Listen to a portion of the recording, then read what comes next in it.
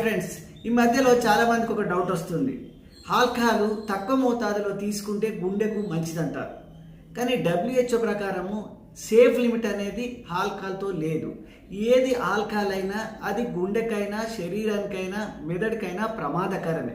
అసలు ఆల్కహాల్ తీసుకోవడమే మంచిది కాదనేది WHO.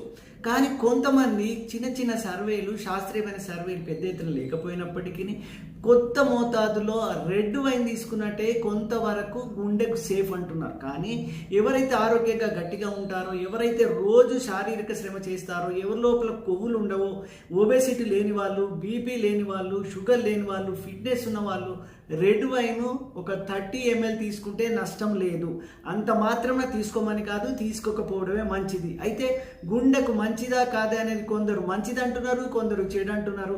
కానీ ఇప్పటి వరకు అటువైపు ఇటువైపు శాస్త్రీయమైన సర్వేలు లేవు. అసలు తీసుకోకపోవడమే ఉత్తమం.